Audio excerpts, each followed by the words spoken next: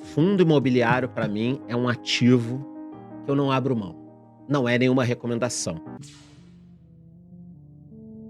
O Flip Chart, eu já defendo o mercado de fundos imobiliários. É mágico? Não. Tem problema? Pra cacete. Porque tem gente que vem pra mim, você viu lá o fundo tal, a taxa de administração é tanto, o cara tá ganhando tanto na emissão. Fala, meu irmão, se quiser eu meto o pau em todos os fundos imobiliários. Todos têm problema. Mas como mercado, eu gosto demais. Por quê? Porque eu consigo ter uma renda mensal quase que previsível, se eu não fizer nenhuma cagada. Se você investir em 10, 15 fundos bons e tudo mais, você tem uma ideia de quanto você vai ganhar. Então eu consigo ganhar uma renda.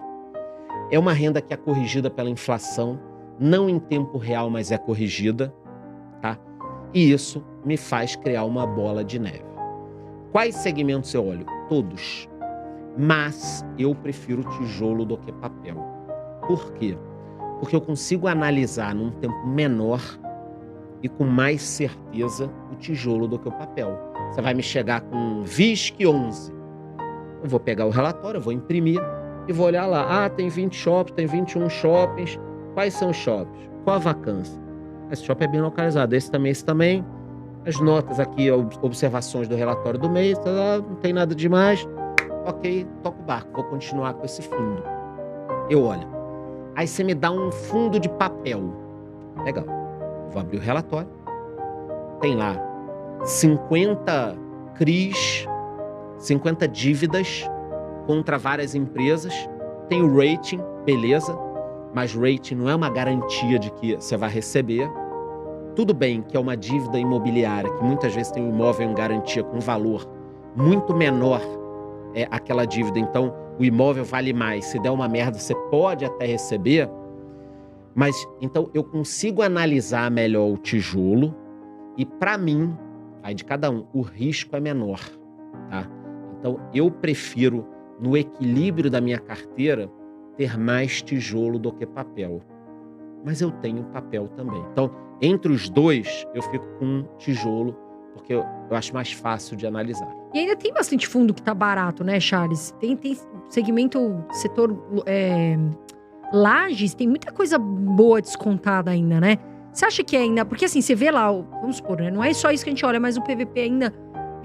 Muitos já subiram de 1. Porque tinha uns que estavam muito descontados. Muito. Início do ano, cara... Tava de graça. Festa, porra! Eu falava, gente, pelo amor de Deus, não é uma recomendação, mas porra, tá muito barato. Vale a pena olhar, né? Fundo de logística, fundo de shopping. Muito, agora já subiu. 70% do que vale. Cara, que louco, pagando 1%, 1,10%. Eu falava isso, falei, gente, daqui a 3, 4 anos, vocês vão ver a gente comprando FIA aí, pagando 0,40 ao mês e ainda comemorando. Travar 1% agora, 1 e pouco, mas aí não pode recomendar, pode falar nada, tudo bem. Mas fundo de shopping de logística, principalmente, estavam de graça. Lajes comerciais, qual foi o problema? Que quando veio a pandemia, o mercado já não estava muito bem de lajes. Tá? No Rio de Janeiro, por exemplo, antes mesmo da pandemia, o pessoal já falava em 30%, 40% de vacância no mercado corporativo. O centro do Rio está lá parado. A economia parou. Aqui em São Paulo tem regiões boas. Então, o mercado já apanhava um pouco.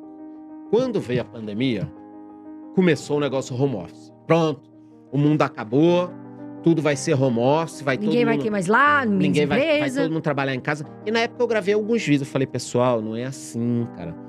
O pêndulo vai para um lado e para o outro. Todo mundo só falava em home office, eu falava, cara, aqui home office no Brasil não vai funcionar muito bem. A turma fica em casa dormindo, assiste televisão, tem que ter essa... E aí você caiu da cadeira. É um acidente de trabalho ou não é em casa, no horário de trabalho? Exatamente, é um grande problema. problema. Olha o rolo que se mete. E aí você trabalhou um dia, você acordou 1 da manhã, eu tô com insônia, eu vou responder e-mail. Hora extra. Opa.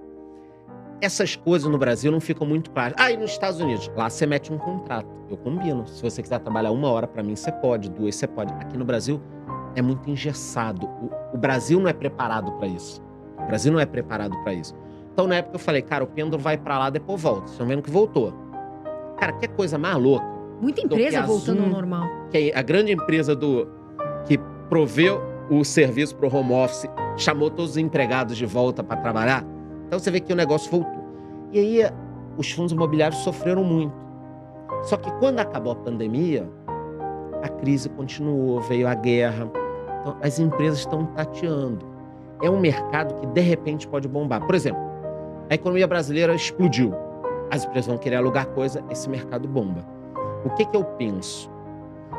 Quem quer investir em fundo descontado assim de laje, tem que investir pro longo prazo. Sim, concordo. Mas é um negócio, de todos é o mercado que eu acho que tem um risco, assim, que você pode comprar um fundo que está com 30% de vacância achando que vai fechar logo, e de repente vai demorar 2, 3 anos, entendeu? Tá muito ligado à economia, às lajes, né? Muito, Como você muito. falou, Charles. Então é diferente. Shopping tá ligado à economia, mas as lajes estão ainda mais ali, né, cara? Porque depende dos escritórios, das empresas locais. Totalmente. O shopping tá ali, as lojas vão continuar lá.